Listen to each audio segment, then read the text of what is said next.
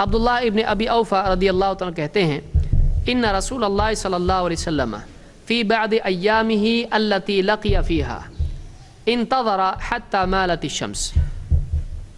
کہتے ہیں کہ ایک جنگ میں ایک دن جس میں آپ صلی اللہ علیہ وسلم لشکر کے ساتھ تھے، اپنی فوج کے ساتھ تھے، اور مشرکین بھی سامنے تھے، جنگ کا موقع تھا. آپ انتظار کرتے رہے یہاں تک کہ سورج ڈھل گیا، مالت الشمس. ثم قام فی الناس خطیبا، پھر آپ لوگوں میں خطبے کے لیے کھڑے ہوئے. قال ایھا الناس، اے لوگو، لا تتمنوا لقاء العدو، دشمن سے مٹ بھیڑ کی تمنا مت کرو. لا تتقاء العدو، دشمن سے مٹ بھیڑ کی تمنا مت کرو. وصل اللہ العافیہ، اور اللہ سے عافیت کی دعا مانگتے رہو. اللہ سے عافیت مانگتے رہو. عافیت، جنگ نہ ہو، مسئلہ کھڑا نہ ہو، سکون سے معاملہ ختم ہو جائے، عافیت سب کے لیے رہے. وصل اللہ العافیہ. فاذا لقیتموہم فاصبروا، لیکن پھر تم کو لڑنا ہی پڑے، دشمن آ ہی جائے تو پھر کیا کرو؟ فاصبروا، جم جاؤ، جم جاؤ، جمے رہو.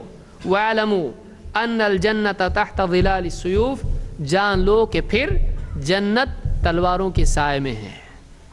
بہت سارے لوگوں نے کیا کر دیا؟ اوپر کا پورا کاٹ دیا، نیچے کا لے لیا. دیکھو اسلام میں کیا ہے؟ جنت تلواروں کے سائے میں ہے. لڑتے رہو، یعنی جب تک کہ تلواروں سے لڑو گے نہیں جنت میں جاؤ گے نہیں. اور اوپر کا اصل معاملہ کیا کر دیا؟ کاٹ دیا. تو آپ بتائیے اوپر کا کیا ہے؟ آپ نے کیا کہا؟ لا، دیکھیے حدیث کے الفاظ دیکھیے، لا تتمنوا لقاء العدو، دشمن سے مٹ بھیڑ کی تمنا مت کرو، لڑنے کی امید مت کرو. ایسا مت سوچو کہ لڑنا ہونا ہی چاہیے، جنگ ہونا چاہیے، مت سوچو ایسا. لا تتمنوا لقاء العدو. پھر وصل اللہ العافیہ، اللہ سے عافیت کی طلب رکھو. اللہ سے چاہو کہ عافیت سے معاملہ ٹل جائے، لڑنا نہ پڑے. بھائی وہاں کے 10 جائیں گے تو یہاں کے 5 تو جائیں گے، اور یہاں کے جب 5 جائیں گے جنگ میں تو یہ کیسے ہوں گے؟ یہ اچھے لوگ ہوں گے. اگر یہ زندہ رہتے تو بہت اچھا کام کرتے.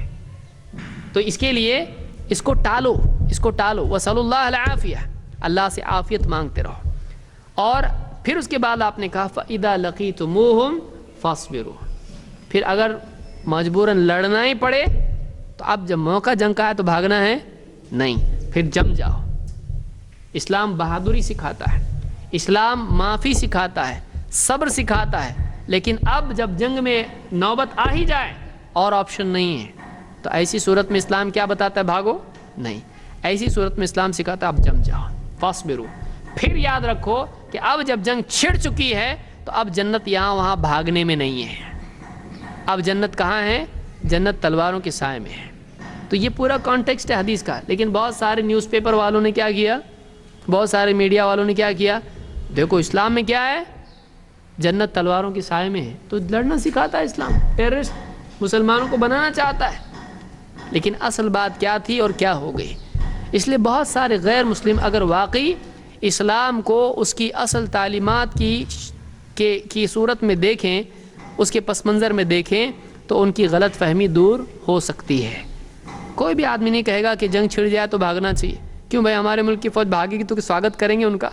کسی بھی ملک کی فوج بھاگ کے آئے گی، بھاگ کے آئے، صبر کیا ہم لوگوں نے، بہت معاف کر دیے سب کو، دشمن کو کیا کریں گے؟ سواگت کریں گے ان کا.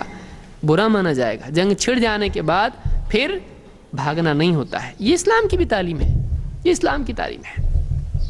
اس کو امام البخاری اور مسلم دونوں نے روایت کیا ہے.